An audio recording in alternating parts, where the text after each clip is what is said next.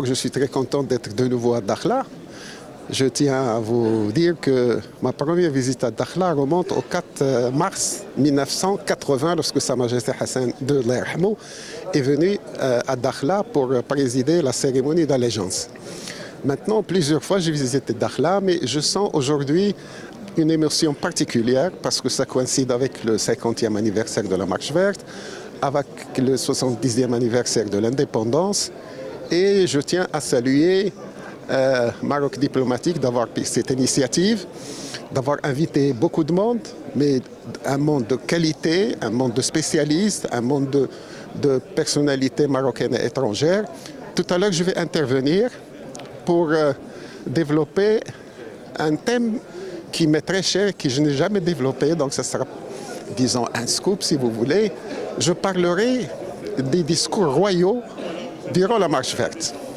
D'abord, pourquoi il a fait ces discours? Quelles sont les circonstances politiques, intérieures et étrangères? Et quel était le but final de cette pédagogie des discours? Puisque Sa Majesté, en un mois, il a fait 5 discours. Peut-être on l'oublie, peut-être on ne le sait pas, mais je vais développer cette thématique. Et d'abord, la Marche verte, c'était un moment historique très important. Sa Majesté Hassan II, lorsque le Maroc attendait les avis consultatifs de la Cour internationale de justice, il s'est posé la question. Si la Cour nous donne raison, qu'est-ce que je dois faire? Si 50-50, qu'est-ce que je dois faire? Et finalement, pendant une semaine, il décidait de l'organisation de la marche. Le soir, il hésite. Le matin, il revient. Mais finalement, je vous donne un scoop. Tiens, le 19 août 1975, dans la nuit du 19 août, au Palais Royal de Fès, Sa Majesté a pris la décision définitive d'organiser la Marche verte. Peut-être c'est la première fois que je le dis devant une télévision. Et puis, il y a eu les préparatifs. Parce que lorsqu'il a fait son discours le 16 octobre, il annonce la marche. Il demande 350 000 personnes volontaires.